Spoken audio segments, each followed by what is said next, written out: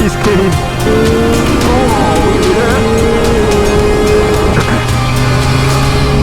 Oh, that's a cheeky little wheelie.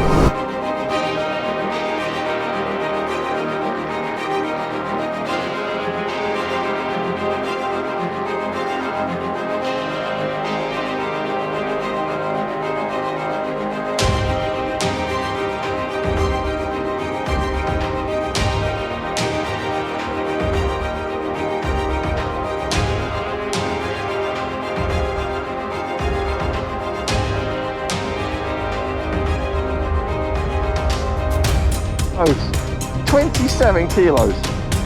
That's a hell of a lot. Oh dear.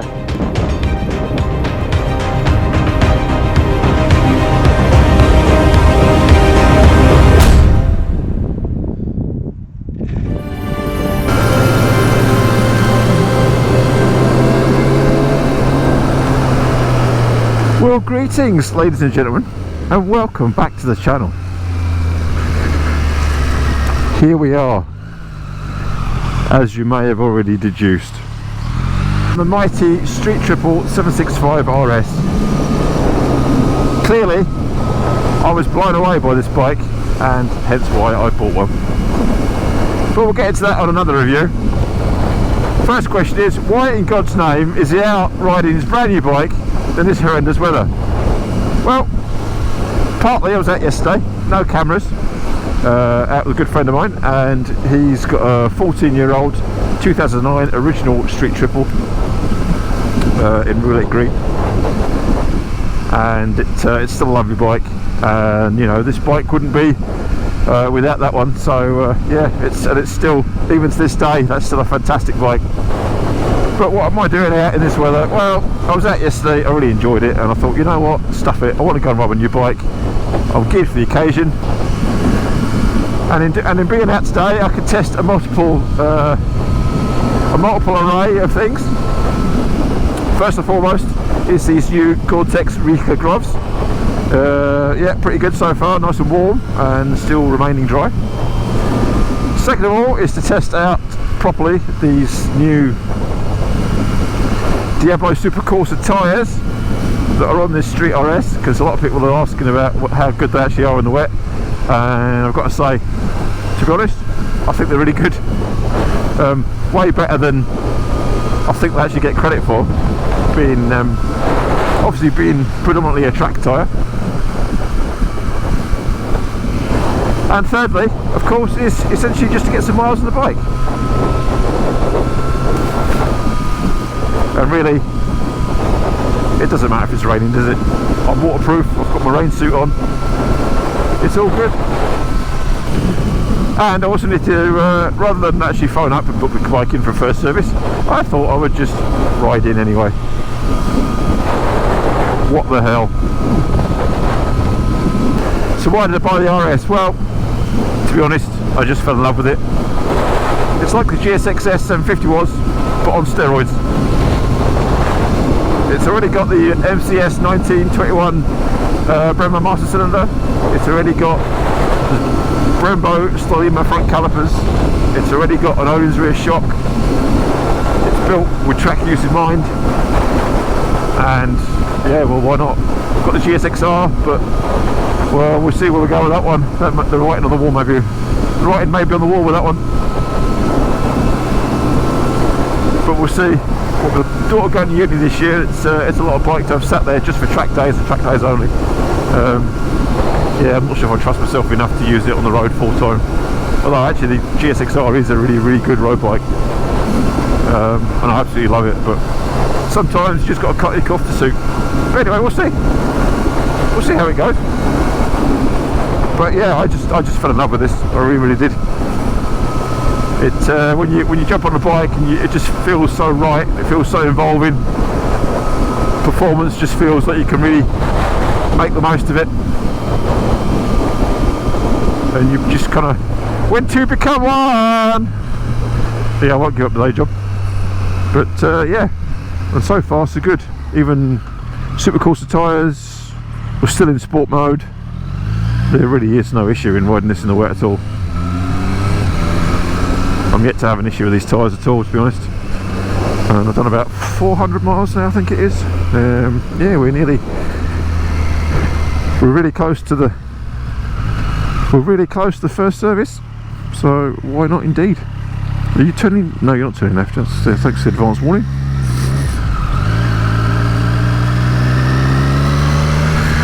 So I figured, why not just jump on the bike and go for a ride.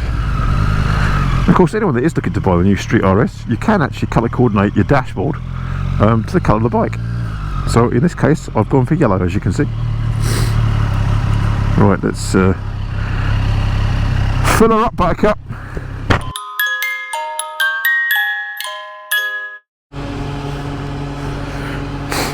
Well, I can say with 20 miles to go on the new Street RS and with a 15 litre tank, it's just cost me £17.30 to brim it at a price of £1.40.9. So there you go. Having done 132 miles on the last tank.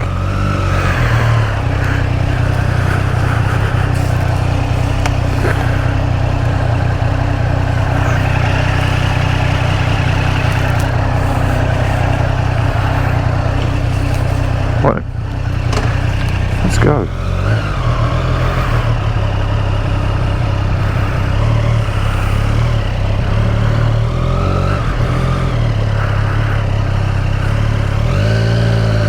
Lot of fuel down there. No, that's not diesel. Shiny surface.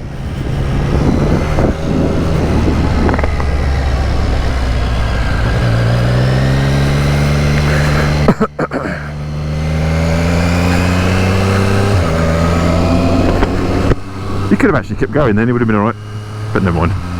It was nice of him to stop, given the fact that I had right away and he obviously didn't look properly anyway.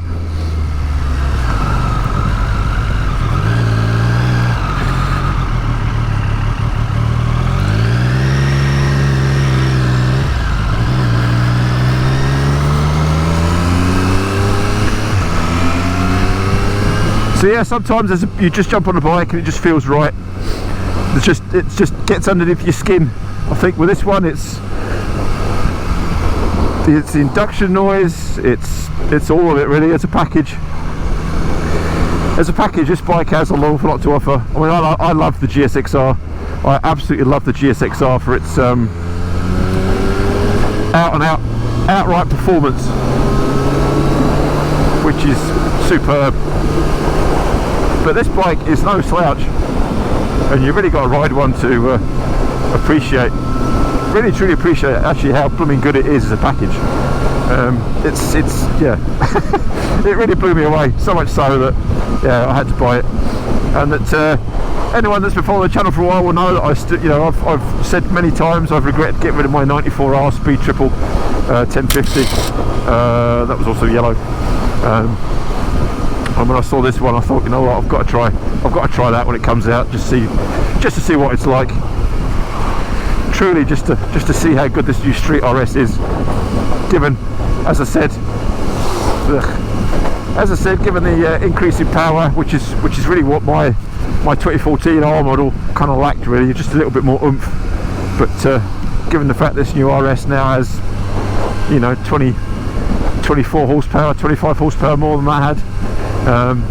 That's a big deficit over the years. I appreciate obviously it's got an extra 100cc, but even so, it's yeah, it was a great bike. I fell in love with that for the same reasons. The handling on this bike is just nothing short of truly immense.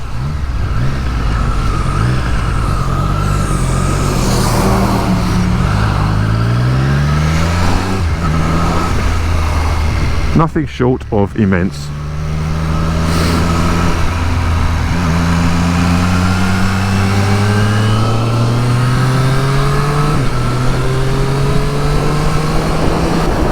So as I said, we're still riding in sport mode. I don't really see the need to have it in rain, but if you are a less experienced rider, I also do completely get why. But there's no real need for it, to be honest. I don't think. Well, I've not found so. Are these tyres? These are the courses. they're decent, you know. Just treat them with a little bit of respect they need in this weather. They're not a full-on road tyre, as of course everyone's aware, and yeah, it's a little bit sketchy across the roundabout there. It's just feels a bit vague, but they're actually fine.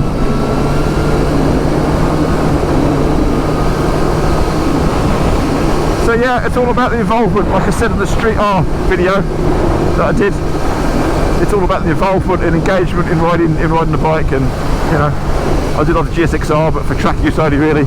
On the road, it's just ticking over most of the time. But as a package, this bike for me just ticks a lot of boxes. So I didn't go with the cruise control. I didn't go with the heated grips. I don't really think it was needed. Not for what I want to use it for anyway, which is mainly road and track use. Predominantly track use with a bit of road thrown in, which that changes it up for the Suzuki, which is purely track use only, really, to be honest.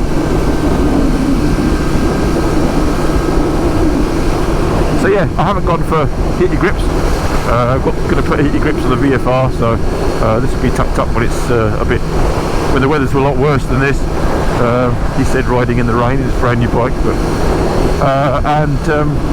yeah, no cruise control. I don't feel I need that either. But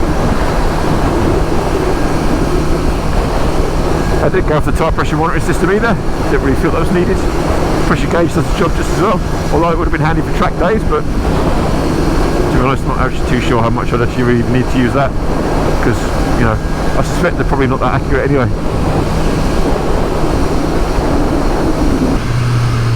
I've already seen on the forum there's people been moaning about the well, not moaning, let's rephrase that. People have been complaining or have had issues with the quick shifter going down the box. Gotta say, not had any issues on mine at all.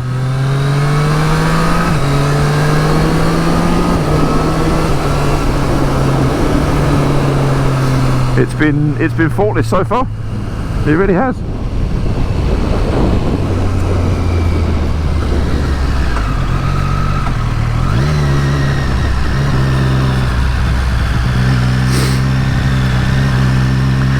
No issues whatsoever.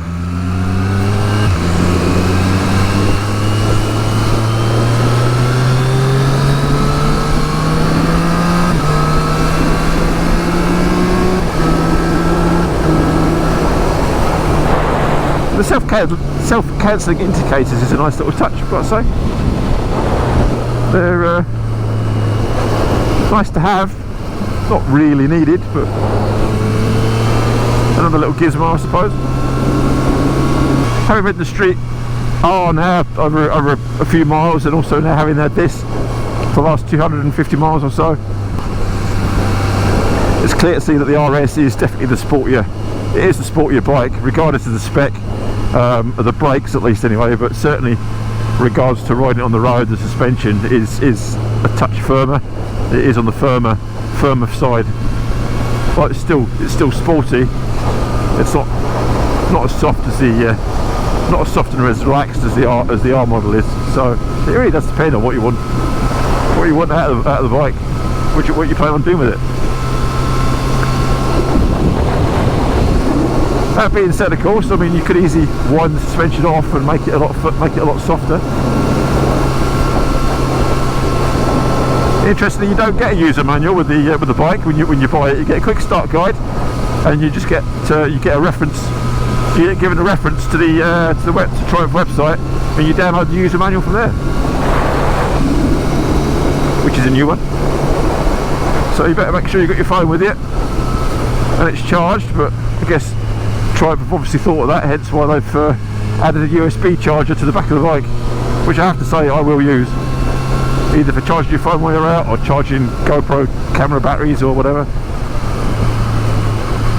But it's just a nice place to be, this bike, it really is.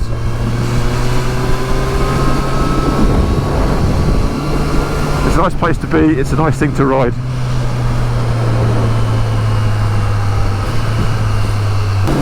But yeah, the bike's really loosened up in the last few miles.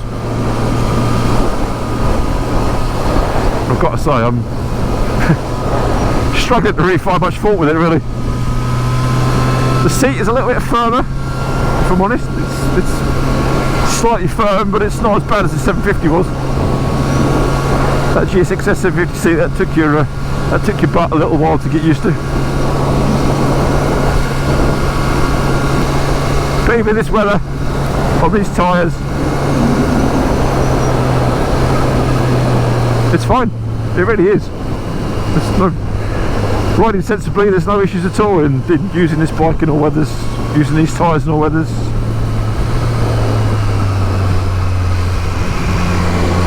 No issues at all. So plans for the bike? Well, obviously track days, obviously road use. As far as bits and pieces are concerned, I've already got an Evotech rad guard fitted. I have the Triumph Inspiration pack on it already,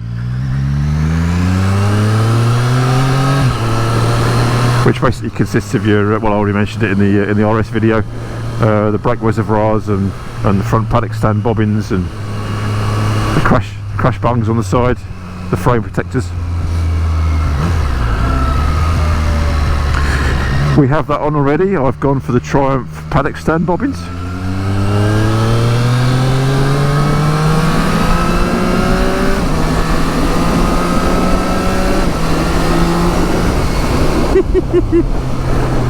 Even in these rank conditions, it still manages to raise a smile. Supercoursers, sport mode, rain suit, it's all good. But yeah, also I mentioned about back protection. Also have the extended carbon FBR. Check them out on the web and on Facebook. Get in contact with Jacques and he will point you in the right direction. But he makes all the stuff himself. This carbon FBR extended hugger is well worth its weight in gold. It's a good few inches. I need to measure it, but it's a good few inches longer than the standard one. Well, here we are back home. As I was saying about the hugger, you can see it actually keeps quite a bit of the muck off compared to the standard one, and the standard one finishes about here. So it definitely does the worst of keeps the worst of the muck and the spray off the rear reservoir. Stops it getting pebble dashed. But yeah, there we go. She's home now and looking a little bit dirty. She's a dirty girl. Anyway, got that muck in there. But yeah, Evotech rad guard's doing its job,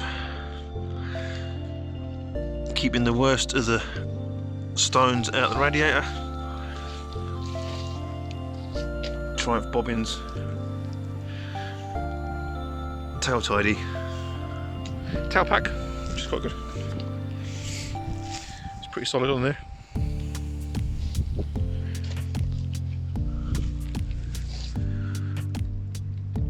Bobbins for the front forks, reflectors removed. That bracket will come off when I start to clean the pistons on the calipers. You've got your reservoir there, guards for the swing arm, front reservoir there as well. Obviously the nose cone. And you've got your frame sliders and engine protection both sides. There we have it. Personally, I'm not overly fussed about the mirrors, they work okay. I prefer conventional mirrors, so I might change them. So there we go. Anyway, thanks very much for watching, sticking with the channel, and there'll be more on this awesome beast soon.